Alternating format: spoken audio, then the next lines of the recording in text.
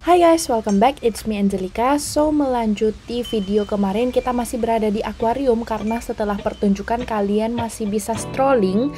Nah, ini tuh akuariumnya gede banget, jadi kalian harus pelan-pelan. Ada lantai 1, lantai 2.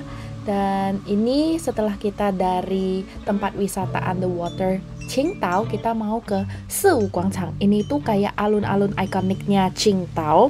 Ini tuh baru dibangun pas 1996 untuk memperingati gerakan 4 Mei tahun 1919. Nah, untuk patung yang terkenal di Qingdao itu namanya patung angin Mei. Ini tuh kayak simbol utama dari 54 Guangchang atau Siwu Guangchang. Tingginya sekitar 30 meter dan berat lebih dari 500 ton. Patung baja berwarna merah ini menyerupai angin berputar atau api yang menyala, melambangkan semangat patriotik dan kekuatan nasional yang muncul dari gerakan 4 Mei. Di sekitarannya itu banyak sekali kayak night market, tapi bukan berarti semua jual makanan, ada juga yang jual mainan, squishy, balon, pokoknya banyak banget deh. Kalian bisa langsung aja strolling. Ini tuh cocok banget kalau misalnya kalian datang ke Qingdao dan tempatin Siwu Guangchang di malam hari. Selanjutnya ini aku bakalan tunjukin hotel yang kita tinggal. Ini tuh harganya cukup affordable.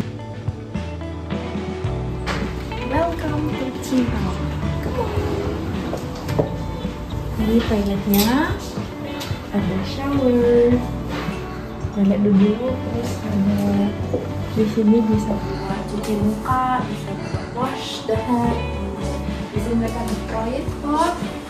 Terus ini tempat tidur kita, di sini duduk, bisa bobok juga. Dan di sini ada meja kayak buat meja belajar atau meja kerja. Halo, welcome to Royals Hotel. Jadi hari ini kita nginap di Royals Hotel. Di kanan langsung pas kalian buka pintunya itu ada toilet.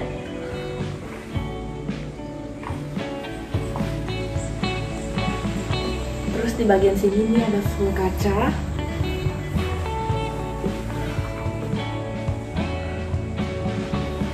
Terus di sini kalian bisa wash your hand. Terus di sini juga ada kacanya dalam. And then ini kita disediain minuman, ada 4 botol. Terus teh, ini juga ada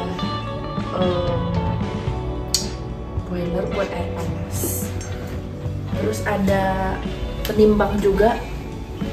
Terus ada handuknya juga. And then ini adalah tempat tidur. Oke, kita lanjut dulu. Ini ada TV-nya. Di China kalian bisa langsung scan, mereka di sini ada menyediakan pasang scan tuh. Jadi pas langsung kalian scan langsung connect ke wifi-nya hotel, udah nggak usah input lagi. And then di sini ada tempat duduk, bisa buat kerja. Ini bisa digeser nggak sih? Bisa digeser, adjustable. And then di sini langsung view kita, langsung menghadap ke pantainya.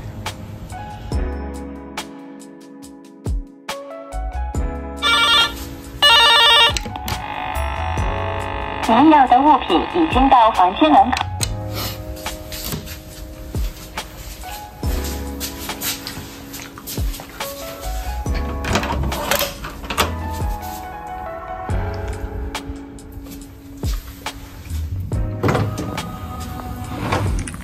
舱门已打开，请尽快起舞，并点击关门按钮。舱门关闭中，任务完成。 祝您有个好心情，喜欢我记得分享朋友圈哦。 Yes guys, jadi yang pertama itu kita tinggalnya sekitar 600-an ribu. Itu hotelnya jauh dari pusat kota, tapi dia tuh lebih tenang. Dan untuk hotel yang kedua ini, yang di Art Hotel ini, hotelnya tuh lebih mahal sedikit. Nah, tapi hotelnya itu punya benefit yang bagus menurut aku, yaitu dia dekat dengan berbagai tempat wisata. Jadi tempat wisatanya itu kalian bisa jalan kaki aja, tapi kalian juga bisa naik taksi. Cuman kalau menurut aku pribadi mending jalan kaki aja. Jadi kalian bisa lihat pemandangan di Qingdao, berhubung berbagai tempat wisata di Qingdao itu hampir dekat banget dengan pantai. Anyway guys, ini kemarin pas kita ke Qingdao kita itu salah kostum banget. Kalian tetap harus bawa jaket yang anti angin kayak gitu, karena menurut aku Qingdao itu terlalu dingin. Kemarin kita itu pakainya cuman kaos dan celana pendek, which is kedinginan banget. Dan ini kita lagi di Zhanqiao, salah satu landmark paling terkenal di Qingdao, Tiongkok. Nama resminya itu Qingdao Zhanqiao Pier, dan ini merupakan simbol ikonik kota tersebut. Sering banget kalau misalnya kalian lihat muncul di kartu pos, logo, bahkan di label bir terkenal Qingdao Beer. Anyway guys, beberapa tempat wisata di China itu butuh reservasi, tapi yang untuk ini nggak perlu ya guys. Dan kalian langsung aja masukin data diri kalian kayak nama, terus kalian bisa langsung masuk ke dalam. Di dalamnya itu lebih kayak bangunan-bangunan yang dibikin miniatur gitu. Dan ini tuh salah satu ciri khas juga di Zhanqiao Qingdao Pier, karena dia itu bisa lihat panorama laut dan kota Qingdao dari tengah laut. Dan kalian menelusuri jalan kira-kira itu sekitaran 1 km langsung sampai di tempat wisata berikutnya. Jadi bener-bener hemat untuk ditransportasinya. By the way, ini kita lagi foto, harganya cuman 9.9 atau 9.9. Ini kita foto jadi seolah-olah kita lagi ada di koran. Dan ini itu di mana aja selagi kalian di tempat wisata Qingdao pasti bisa ketemuin box kuning ini. Menuju ke tempat berikutnya, kita akan ke Zhongshan Road di Qingdao. Ini tuh jalan bersejarah dan komersial utama di Qingdao.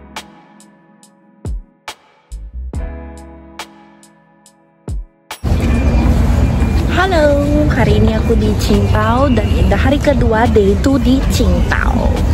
Di sini tuh terkenal Qingdao Beer. Kalau kalian tahu, jadi kayak di mana-mana itu ada I love Qingdao-nya tuh. Qingdao itu pasti berkaitan sama bir. And then kita lagi mau jalan ke arah salah satu tempat wisata berikutnya. Let's go.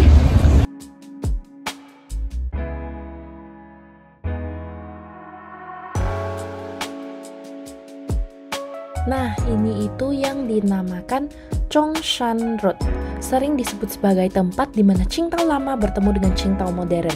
Karena ini tuh masih meninggalkan suasana bangunan lama, tapi yang sudah direnovasi jadi bangunan yang lebih bagus. Suasana kolonial, jalanan berbatu, dan juga bangunan klasik membuatnya sangat berbeda dari kawasan modern Qingdao seperti Siwuguancang atau Mayford Square. Kalau misalnya kamu tertarik dengan street photography, wisata sejarah, kuliner lokal, tempat ini sangat direkomendasikan. Nah, Zhongshan Road ini panjang ya guys, jadi kalian bisa jalan aja terus. Dan di sebelah timur di bagian Zhongshan Road itu ada gereja. Gereja ini gereja wajib yang kalian harus datangin kalau kalian datang ke Qingdao.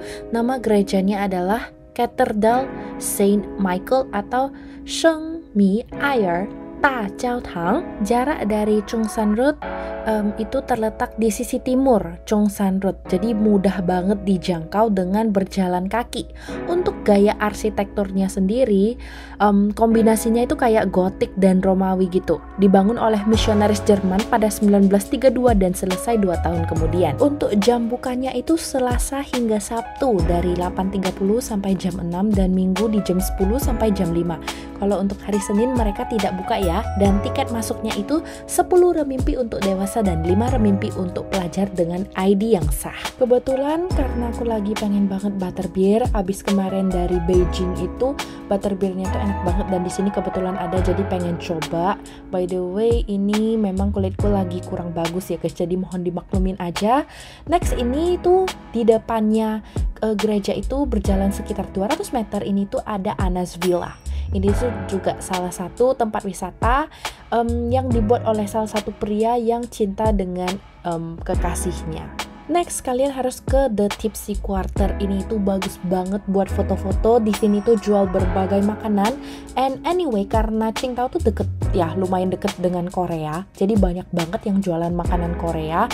Dan waktu terbaik untuk berkunjung ke sini menurut aku di jam-jam segini nih. Kira-kira sekitar jam 6 sore menjelang malam, karena ini bagus banget kalau misalnya, apalagi kalau kalian baru makan ya.